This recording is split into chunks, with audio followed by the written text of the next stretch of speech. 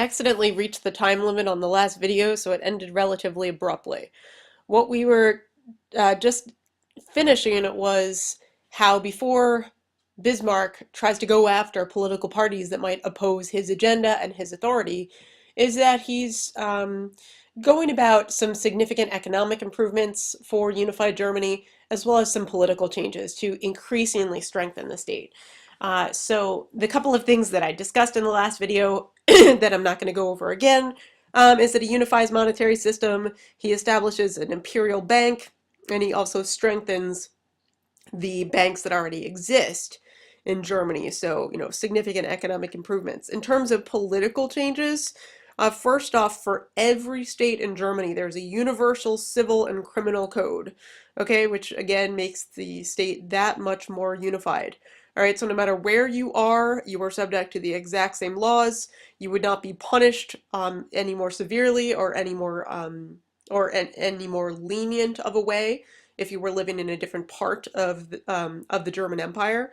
So, ultimately, he's making this, you know, a state that is uniform in terms of its economy, in terms of its political structure.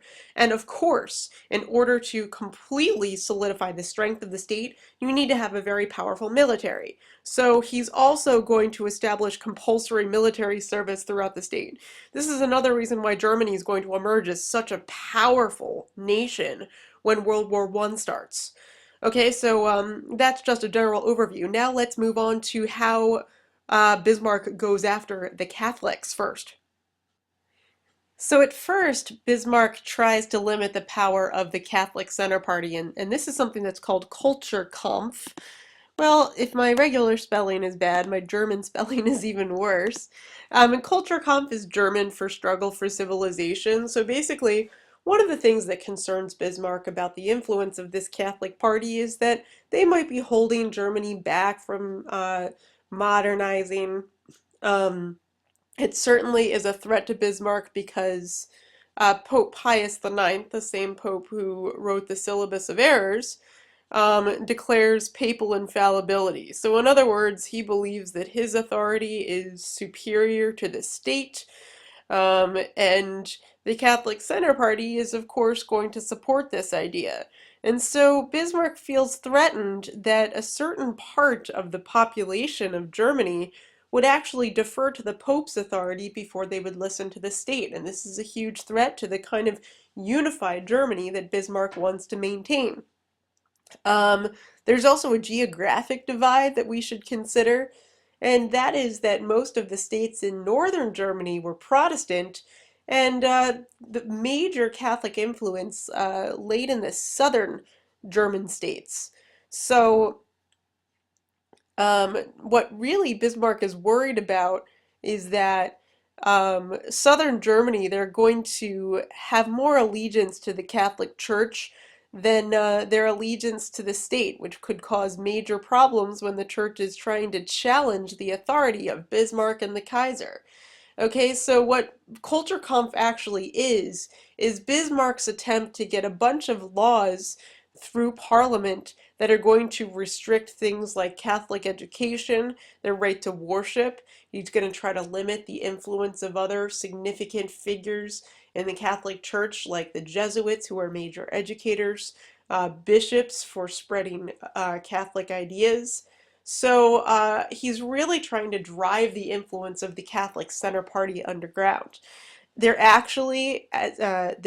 a significant Catholic reaction against Bismarck's attempts at Kulturkampf. There actually was an assassination attempt on Bismarck at one point.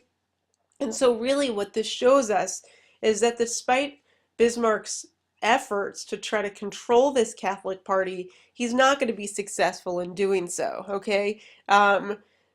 So he's not able to drive the Catholic Center Party underground, and really ultimately his attempt to suppress the Catholic Center Party fails.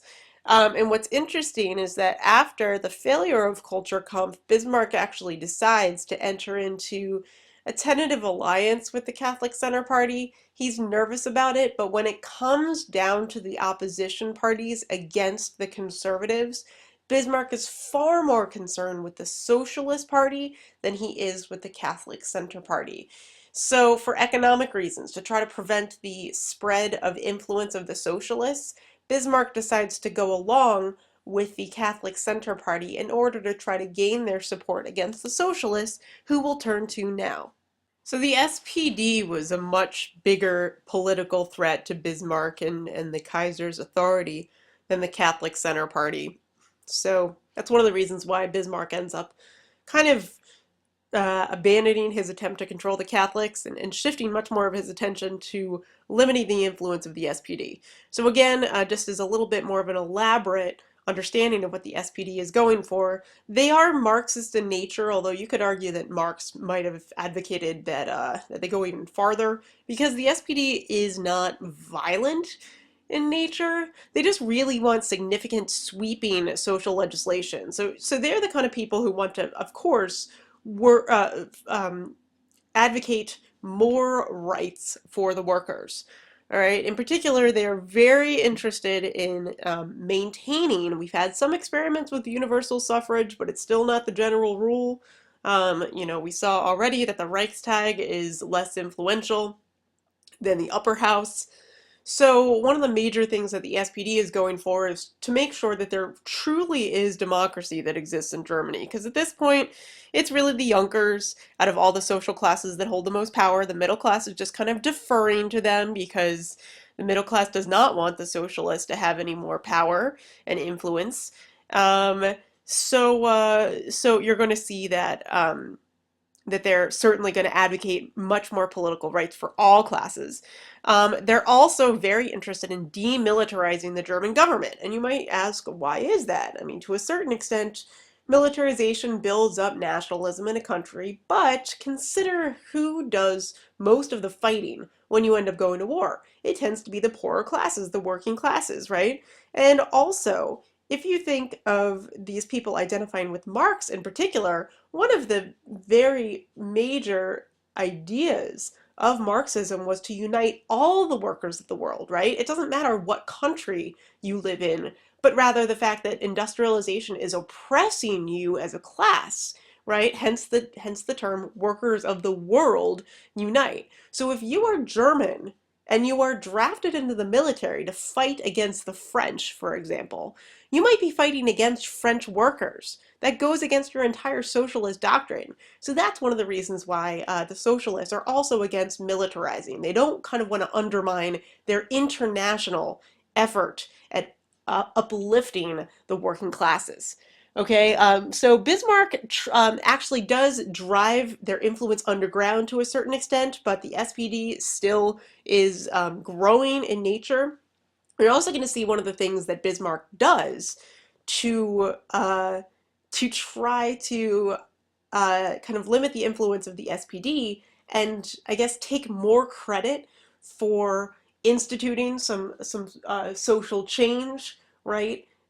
Is that Bismarck actually eventually is going to initiate some social reforms that start to turn Germany into a welfare state. Okay, so instead of giving the socialists the power to do this, Bismarck ultimately is going to kind of take social legislation into his own hands. So it makes the SPD kind of less of the group that doesn't really get the credit for helping the poor. All right, Bismarck is really doing this. This is almost, again, like a realpolitik strategy. He is doing very practical things. Now it's not to unify the state, but to keep the state together. All right, so he can't completely get rid of the SPD, but he limits their kind of above board, overt representation. He's controlling the ways that they can express themselves, limiting their ability to access the people through the press, but they still are influential, just less so. So again, Bismarck is trying to limit the influence of the SPD, so he basically takes a lot of the ideas that the SPD was going for and puts them into his own hands. He wants himself to get the credit for looking out for the working classes and the poor so that the SPD actually loses support. The idea is, oh, the Junkers are already taking care of these economic problems. Why become a socialist? Um, so a few important things that Bismarck actually does.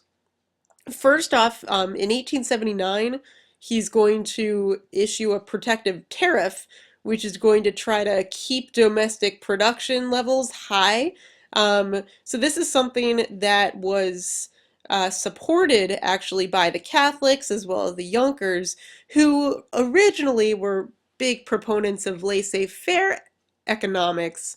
They realize there's an economic crisis that happens right around the same time, uh, which prompts them to support the tariff because they realize that that the only way that they can kind of protect their own production from foreign competition is to issue this tariff. So they basically, they kind of abandon their support for laissez-faire in order to support just the general economic well-being of their country. And this also allows Bismarck to increase taxes, and the people in general are going to accept it because it's protecting domestic manufacturing and agriculture. All right, so this is something that basically all political groups are going to support because everyone wants the economy of Germany to be successful. So the working class likes it, the Catholic Center Party likes it, and the Junkers like it because all of it is going to help Germany's GDP remain high and is going to, of course, keep employment levels high, make sure that profits, revenues remain high. So everyone likes this. Even more interestingly are his social policies. All right. Germany is the first state to establish social security laws. Okay? These are happening in the 1880s in Germany. And to put it into perspective, the United States doesn't have social security until the New Deal in the 1930s. All right, so a couple of important ideas behind Social Security. First off, of course, it's providing economic support for elderly people, right? So, the idea is that they won't be a financial strain on the state or on the younger workers otherwise. Okay? Also, the government is going to support national sickness and accident insurance. All right, so there's going to be a little bit more protection of the workers, make sure that they don't just automatically lose their job if they are to become ill or if they are injured on the job.